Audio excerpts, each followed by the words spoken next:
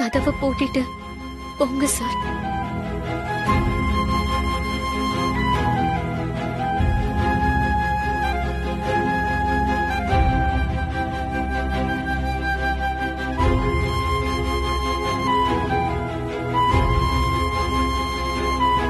நான் வெளியிலேயே தான் இருப்பேன், நீ பயப்படாத. என்ன ஆனாலும் நான் தூங்கினதுக்கு அப்புறம் உள்ள வரக்கூடாது சார். இது ஏன் மேல சத்தியம். ஓகே அனு. கதவை பூட்டிக்கோங்க சார்.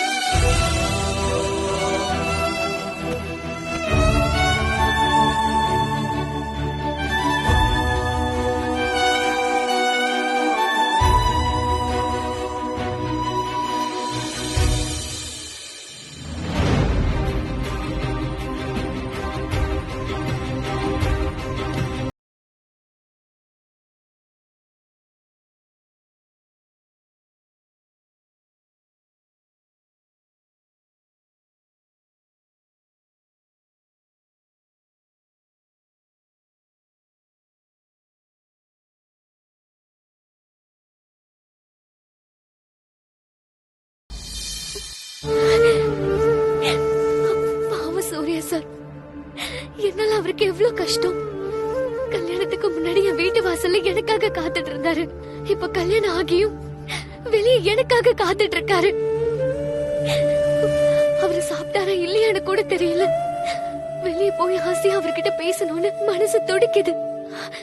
ஆனா அடுத்து என்ன நடக்குமோ நினைச்சா பயமா இருக்கு. இப்படி ஒரு நிலைமை எந்த பொண்ணுக்கும் வரக்கூடாது.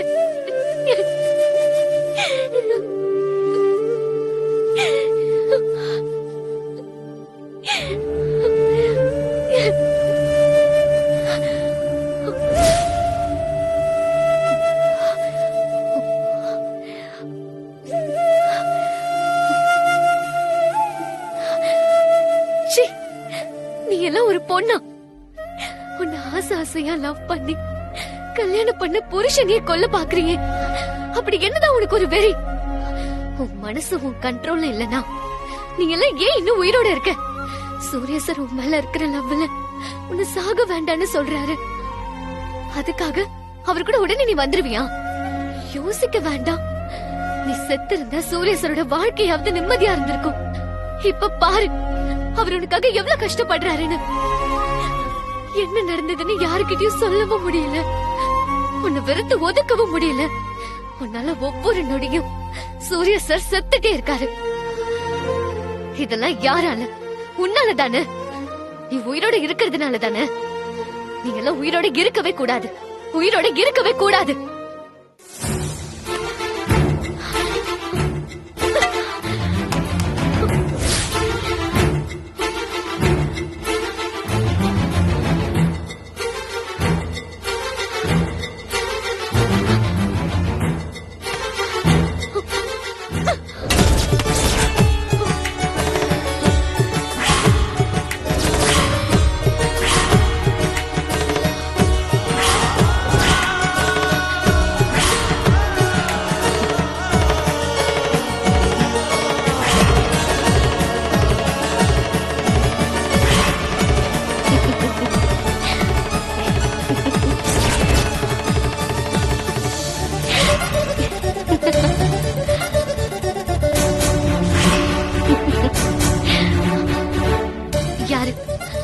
யாரு?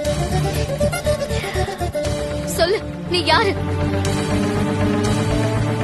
சொல்லு, உன்னதான் கேக்குறேன். நீ யாரு?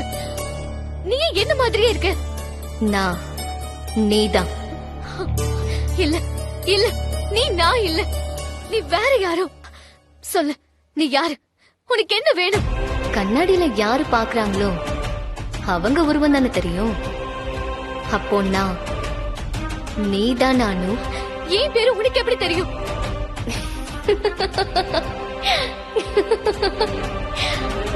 எனக்கு எல்லாமே தெரியும். இல்ல, நீ என்ன கன்ஃபியூஸ் பண்ண பாக்குற. நீ போயிடு, நீ போயிடு.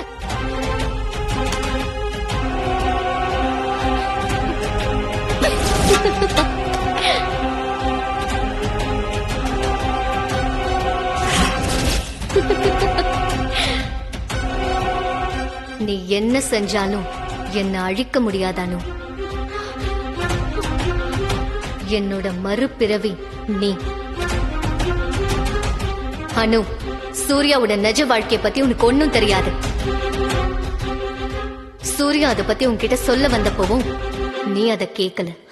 இல்ல இல்ல, எனக்கு எதுவும் தெரிய வேண்டாம். நான் சூர்யா சார முழுசா நம்புறேன்.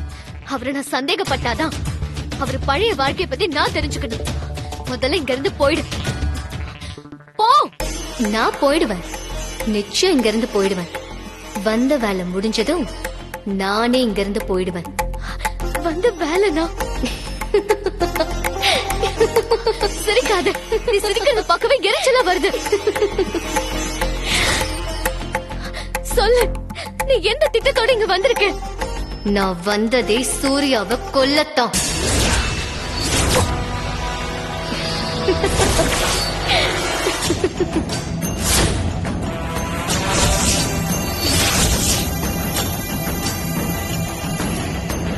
சூர்யா சாகிறத நீ பார்க்கதான் போற. நிறுத்து. என்னை தாண்டி யாரும் சூரிய சார நெருங்கவே முடியாது. உன்னை தாண்டி போயெல்லாம் சூர்யாவை கொல்ல போறதில்ல. சூர்யாவை கொல்ல போறதே நீதான். ஞாபகம் இருக்கா உன் ஃபர்ஸ்ட் நைட்ல என்ன நடந்ததுன்னு? இன்னும் ஒரு குத்து குத்தி இருந்தா அன்னைக்கு சூர்யா செத்திருப்பான். ஆனா நான் கொஞ்சம் கூட எதிர்பார்க்காத நேரத்துல நீ முழிச்சுக்கிட்டு சூர்யாவை காப்பாத்திட்ட. ஆனா இனிமே அது நடக்காது. அனு, உன் கையாலேயே சூர்யாவை கொல்ல வைக்கிற. இத நிச்சயம் நான் நடத்தி காட்டுவேன். உனக்கு என்ன இப்படி ஒரு வெறி? நான் சொல்றத நல்லா கேட்டுக்கோ. என்ன ஆனாலும் சரி, சூர்யா சருக்கு ஒரு சின்ன காயம் கூட வரவிட மாட்டேன். என்ன தாண்டி நீ எப்படி சூர்யா சார நெருங்குறேன்னு நானும் பாத்துறேன்.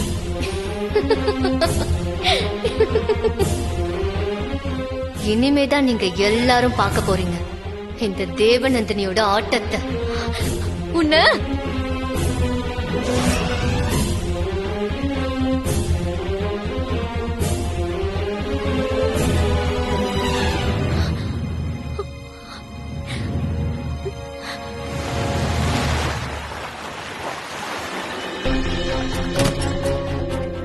அனு, அனு, அனு, அனு, எழுந்துரு. என்னாச்சு அனு? ஏன் பெட்ல படுக்காம தரையில படுத்திருக்க? சார், என்ன துரத்திட்டு இருந்த எல்லா கேள்விக்கும் நேத்து நைட் எனக்கு ஆன்சர் கிடைச்சிருச்சு. என்ன சொல்ற அனு? சார், நம்ம வாழ்க்கையில நடக்கிற பல பயங்கரமான விஷயத்துக்கு காரணம் தேவநந்தினி.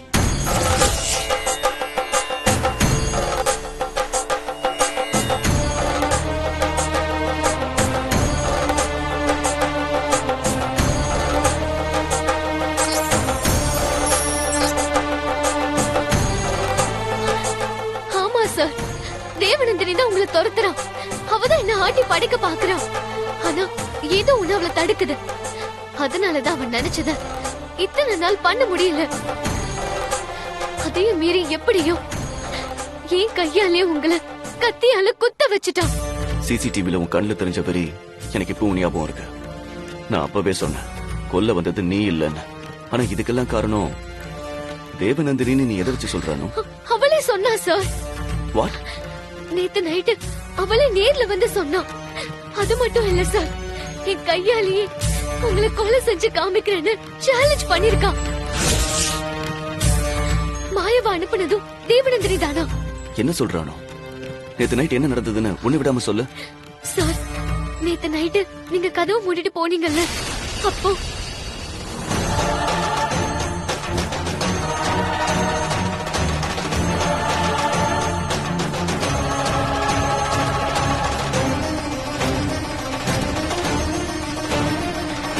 என்ன சார் யோசிக்கிறீங்க?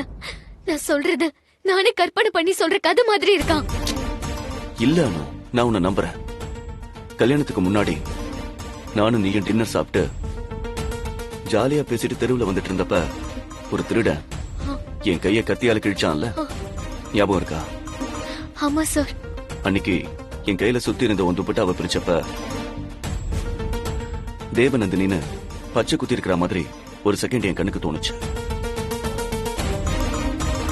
ஆனா திரும்பவும் கையில பார்த்தப்ப அப்படி எதுவும் இல்ல. ஏதோ என் பிரம்மன் நினைச்சுக்கிட்டேன். இப்ப நீ சொல்றதையெல்லாம் கேட்டா தேவநந்தினி தன்னாலா என்ன ஃபாலோ பண்ணிட்டே இருந்திருக்கான்னு தெரியுது. ஏன் தேவநந்தினிக்கு உங்க மேல அத்தனை கோவம்னு எனக்கு தெரியல சார். ஆனா நீங்க ரொம்ப பரிசுத்தமானவர்னு நான் நம்புறேன் சார். என்னன்னு யோசிக்கிற? நம்ம எப்படி சார் தேவநந்தினியை ஃபேஸ் பண்ண போறோம்? அவளை நம்மளால நிஜமாவே ஜெயிச்சிட முடியுமா? முடியும் அனு, நிச்சயம் முடியும். இனிமேதான் நம்ம ஃபுல்லா பாசிட்டிவா யோசிக்கணும். இல்லனா தேவநந்தினி அந்த நெகட்டிவ் எனர்ஜி மூலமாவே நம்மள தோக்கடிச்சிருவா. அது மட்டும் இல்ல அனு, ரஞ்சித் நீ நினைக்கிற மாதிரி எனக்கு வெறும் ஃப்ரெண்டு மட்டும் இல்ல, அவனுக்கு இன்னொரு முகமும் இருக்கு. எஸ், அவன் ஒரு ரீஇன்கார்னேஷன் ரிசர்ச்சர், மறுபிறவி பத்தி ரிசர்ச் பண்றவன். இது விஷயமா இன்டர்நேஷனல் லெவல்ல நிறைய பேப்பர்ஸ் எல்லாம் சப்மிட் பண்ணிருக்கான். அவன் கிட்ட இத பத்தி பேசினா நமக்கு இன்னும் கொஞ்சம் கிளாரிட்டி கிடைக்கும். வா, இப்பவே போய் ரஞ்சித் கிட்ட பேசலாம்.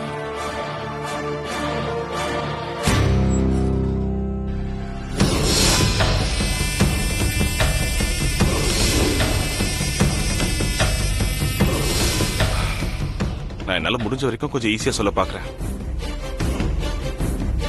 பொதுவா சில பேருக்கு இந்த பிரிவில் இருக்கும்போது போன பிரிவுடைய ஞாபகங்கள் கொஞ்சம் இருக்கும். ஆனா சிஸ்டருக்கு இது வரைக்கும் அந்த மாதிரி முழுசா எந்த ஞாபகமும் வரல. அது எப்படியாவது ஞாபகப்படுத்தணும்னு தேவநந்தினி துடிக்கிறா. அதனாலதான் அணுவை அடையறதுக்கு அவ்வளவு முயற்சி பண்றா. ஏன் அவ என்ன அடிக்க ட்ரை பண்றா? ஏன்னா இறந்து போன தேவநந்தினி இந்த பிரிவில அணுவா பிறந்திருக்கா.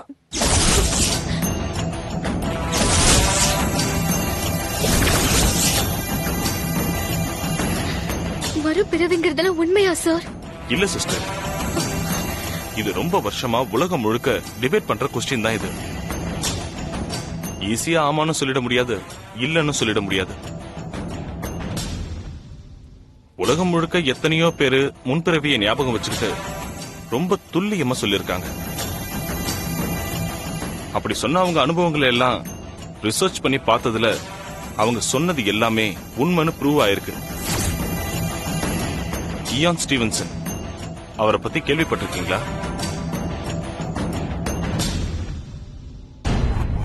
பெரிய சைக்கியாட்ரிஸ்ட். அவர் தான் மறுபிறவியை பத்தி நிறைய ஆராய்ச்சி எல்லாம் பண்ணிருக்காரு.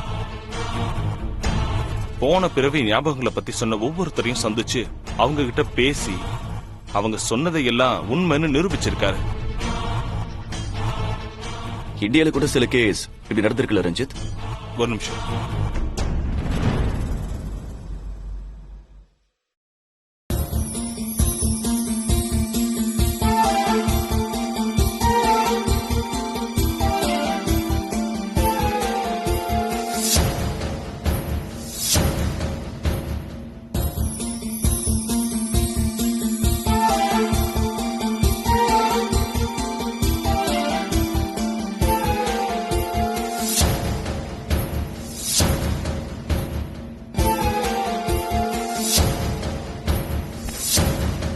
எக்ஸாக்ட்லி.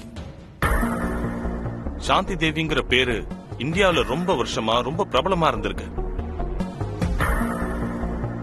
அவங்க பிறந்த 6வது வயசுலயே தன்னுடைய முற்பிறவி ஞாபகங்கள் எல்லாம் சொன்னாங்க. முற்பிறவில தன்னுடைய பேரு லுக்தி தேவின்னு சொன்னாங்க. அது மட்டும் இல்ல, தன்னோட புருஷன் பேரு, தன்னோட வீடு இருந்த இடம், புருஷனோட பிசினஸ், புருஷன் உடம்புல இருந்த சில காயங்கள் எல்லாமே ஒண்ணு விடாம எல்லாத்தையும் சொன்னாங்க. எல்லாரும் பயந்து போயிட்டாங்க. இது இந்திய அளவுல ஒரு பெரிய விவாதமாவே மாறிடுச்சு தெரியுமா? அது மட்டும் இல்ல, இன்னொரு விஷயம், நம்ம மகாத்மா காந்திஜியே இந்த விஷயம் உண்மையா இருக்கும்னு சொல்லி சொன்னாருன்னு ஒரு பேச்சு உண்டு. சாந்தி தேவி சொன்னது உண்மையான ஆராய்ச்சி பண்றதுக்கு அப்போ ஒரு கமிட்டியே போட்டாங்க. அந்த கமிட்டி ஒரு வேலை பண்ணாங்க. சாந்தி தேவியுடைய முற்பிறவி புருஷனை கூட்டிட்டு வந்து சாந்தி தேவி முன்னாடி நிப்பாட்டினாங்க. இது சாந்தி தேவியுடைய அண்ணன் சொல்லி பார்த்தாங்க. ஆனா சாந்தி தேவி அவரை பார்த்த மறுநொடியே சொல்லிட்டாங்க, இவர் என்னோட போன ஜென்மத்து புருஷன்.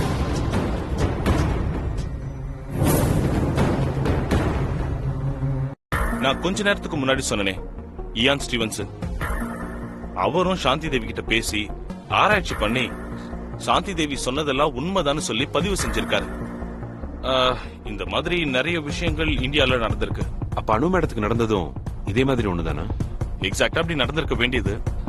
ஆனா என்ன காரணத்தினாலயோ தேவநந்தினியால அனுவுக்கு போன ஜென்மத்து ஞாபகங்களை கொண்டு வர முடியல. தேவநந்தினியுடைய நினைவுகள் அனுவுடைய நினைவுகளை ஆக்கிரமிக்க முடியாம ஏதோ ஒண்ணு தடுத்துக்கிட்டு இருக்கு. அது நாம செஞ்ச ஒரு புண்ணியம்னு கூட சொல்லலாம். ஆனா கொஞ்சம் பெசங்கினாலும், அனு, உங்க பசங்கள நடந்தது ஞாபகம் இருக்குல்ல? ஏன் இப்படி ஒருத்தருக்கு முற்பிறவி ஞாபகம் வரணும் சார்? ஒவ்வொரு ஆத்மாவும் பிறக்கும் போதே அந்த ஆத்மாவுக்குள்ள ஒரு நோக்கம் அல்லது உள் மனசுல இருக்கிற ஒரு ஆசைன்னு ஒண்ணு இருக்கும். ஆத்மாவோட சட்ட மாதிரி தான் அது இருக்கிற ஒரு உடம்பும். அதாவது தேவநந்தினியுடைய ஆத்மாவுக்கு இந்த பிறவில கிடைச்ச ஒரு உடம்பு தான் அனு.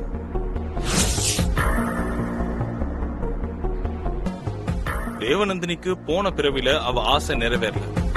அதான் அது தன்னுடைய ஆத்மாவை இந்த பிறவில சுமந்துட்டு இருக்க அனுவோட உடலை தேடி வந்திருக்கு.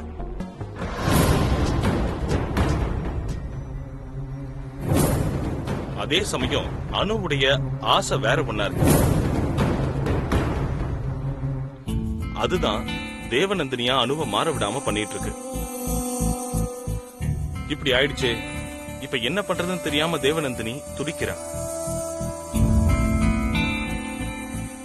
20 வருஷ காத்திருப்பு வீண் போயிடுச்சேன்னு சொல்லி அந்த கோவத்துல அவளே ஒரு ஆத்மாவா வெளியே வந்திருக்கா. இப்ப எனக்கு புரியுது ரஞ்சித். அனுவோட இந்த பிறவியோட நோக்கம் என்னன்னா ஒன்னே ஒண்ணுதான். அப்ப என் மேல வச்சிருக்கிற லவ், அந்த லவ் தான் அவளை தேவநந்தினியா முழுசா மாற விடாம பண்ணிருக்கு. அவ தேவநந்தினியா மாறுற நேரம் வரும்போதெல்லாம் அனுவோட உள் மனசு அனு கிட்ட பேசியிருக்கு. திரும்ப அவ அணுவாயிடுறா. Surya, it's possible, 100% possible. இதுதான் சார் நேத்து தேவநந்தினி சொன்னா.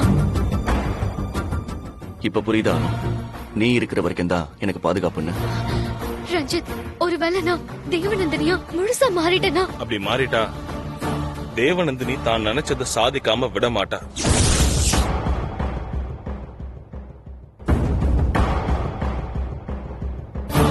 ஒருவேளை அப்படி நான் தேவநந்தினியா மாறி உங்களை கொல்ல வந்தேன்னா அதுக்கு முன்னாடி என்ன கொன்னுடுங்க சார். ஏதாவது நீயா கற்பனை பண்ணிக்கிட்டு உளராதானோ? நம்ம கற்பனை பண்ணாத எவ்வளவோ விஷயம் இப்ப நடந்துருச்சு. இதுவும் நடக்காதுங்கிறதுக்கு எந்த கேரண்டியும் கிடையாது சார். நீங்க கொஞ்சம் யதார்த்தத்தை புரிஞ்சுக்கோங்க சார். ஒருவேளை நான் தேவநந்தினியா மாறி உங்களை கொல்ல வந்தா நீங்க என்ன கொன்னரணும். இது நீங்க எனக்கு பண்ணி தர சத்தியம். இதுல எந்த மாற்றமும் வரக்கூடாது சார். சிஸ்டர், நாம அப்படிலாம் யோசிக்கவே தேவையில்லை. அப்பப்ப தேவநந்தினி உங்களை ஆக்கிரமிக்க ட்ரை பண்ணிக்கிட்டு இருக்கா. ஆனா உங்களுடைய ஆத்மா அவளை உதறி விட்டுட்டு அணுவா மாறும். அதுதான் இப்ப உங்களுக்கு நடந்துகிட்டு இருக்கு. தேவநந்தினியே தன்னுடைய தோல்வியை உங்ககிட்ட ஒத்துக்கிட்டா. அப்புறம் ஏன் பயப்படுறீங்க? நாம கொஞ்சம் பக்காவா பிளான் பண்ணி ஒன்னா சேர்ந்து நின்னோம்னு வச்சுக்கோங்களேன், இந்த விஷயத்துல நம்ம ஜெயிச்சிடலாம். ஆனா அப்படி இல்லாம நம்ம கொஞ்சம் கேர்லெஸ்ஸா இருந்தோம்னு வச்சுக்கோங்களேன், எந்த விபரீதம் வேணாலும் நடக்கலாம். சார், எனக்கு இன்னொரு சந்தேகம். தேவநந்தினிய பார்க்க என்ன மாதிரி இருப்பாங்களா? உன்ன மாதிரினா சில ஆங்கிள் உன்ன மாதிரி இருப்பா. ஆனா அச்சு அசலா உன்ன மாதிரியே இருப்பான்லாம் சொல்ல முடியாது. சரி, ஏன் கேக்குறானோ? நேத்து தேவநந்தினி என்கிட்ட பேசினப்போ அப்படியே என்ன மாதிரியே இருந்தா. சிஸ்டர், அதெல்லாம் தேவநந்தினியோட ஆத்மா செய்யற விளையாட்டு சிஸ்டர்.